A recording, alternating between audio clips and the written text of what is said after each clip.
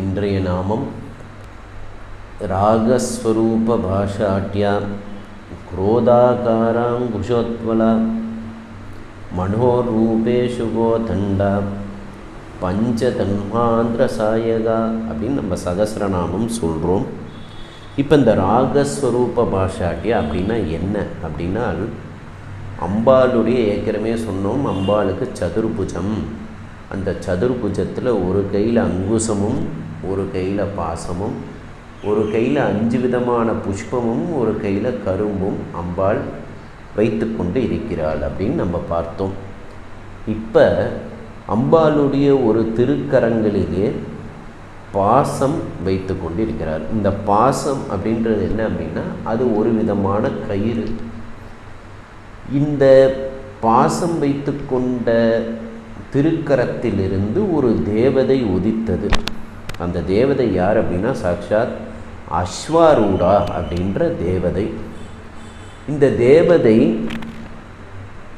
ஒரு குதிரை மேல் அமர்ந்து கொண்டு போர்க்காலங்களில் அம்பாள் திருக்கரத்திலிருந்து உதித்தது.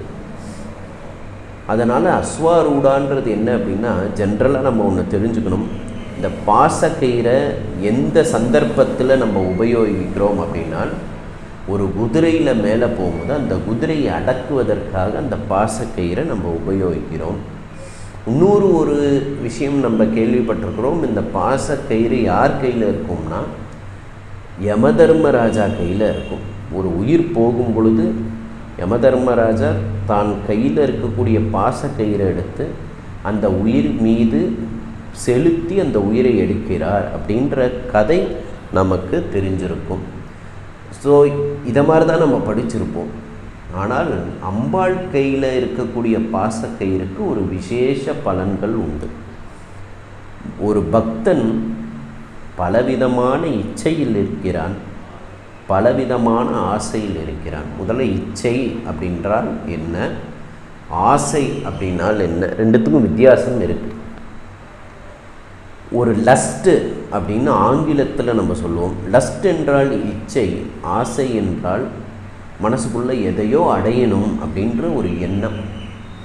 இப்போ நம்மளுக்கு ரொம்ப பசிக்கிறது அப்படின்னால், அந்த பசிக்கிறது அப்படின்னும் போது அந்த பசிக்காக சாப்பிட்றதுன்றது ஒரு விதம். ரெண்டாவது இன்னொரு ஒரு விதம் இருக்கிறது. நான் பசித்தாலும் ருசியான பொருளை மட்டுமே சாப்பிடுவேன், எனக்கு இதுதான் பிடிக்கும், இது மேலே தான் எனக்கு ஆசை இருக்கிறது. அந்த ஆசை இருந்தால் பத்தாது, எப்படியாவது அந்த பொருளை நான் அடைய வேண்டும் அப்படின்றது இச்சை. ஒரு மனசில் ஒரு ஆசை இருக்குது. ஆசைன்றது என்னென்னா, ஒரு பொருள் மீது நாம் வைத்திருக்கும் பற்று, அது நமக்கு வேணும் அப்படின்றது ஆசை.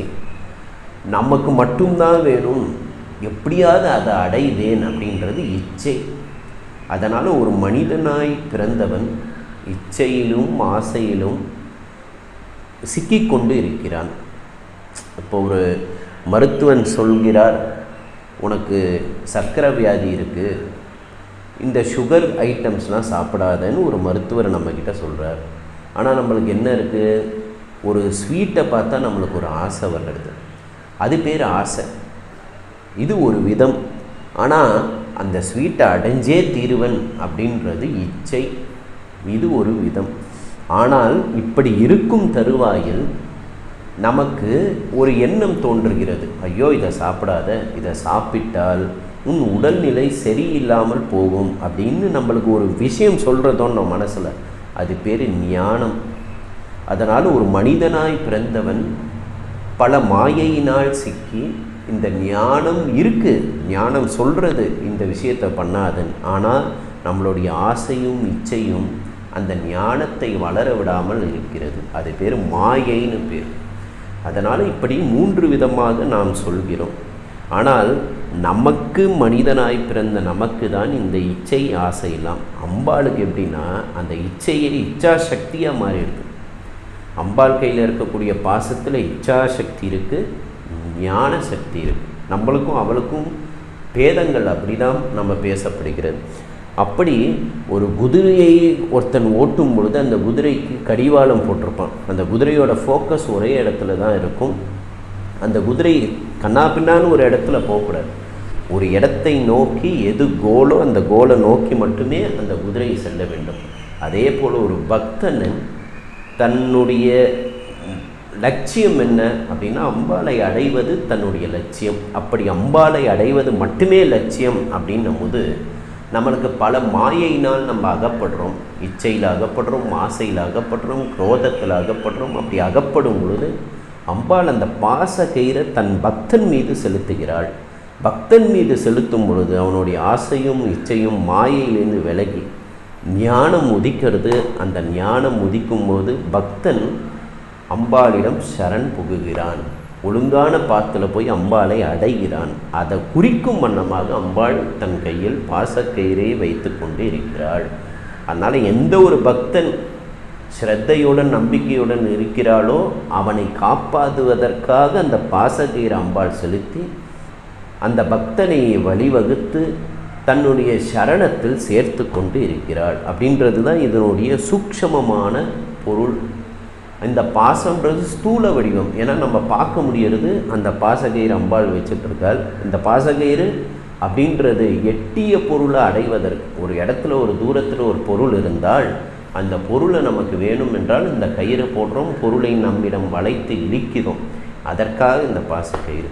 அப்படிப்பட்ட பாசக்கயிறை அம்பாள் தன் கையில் வைத்து கொண்டிருக்கிறாள். அதனால் ராகஸ்வரூப பாஷாட்டியானா ராகம் அப்படின்றது பாட்டில் படுற ரேவதி ராகமோ கல்யாணியோ இல்லை. அந்த ராகத்திற்கு என்ன அர்த்தம் என்றால் இச்சை, காமம், குரோதம், ஆசை, இதெல்லாம் அந்த ராகம். அந்த ராகத்தை பக்தனிடமிருந்து நீக்கி பாசக்கயிற்றை போட்டு அவனை நல்வழிப்படுத்தி தன்னிடம் இழுத்து கொள்கிறாள். அந்த பாசக்கயிறிலிருந்து தோன்றிய தேவதை அஸ்வாரூடா என்ற தேவதை. இதை சிந்தித்து நாம் சகஸ்ரநாமத்தை சொல்லுவோம்.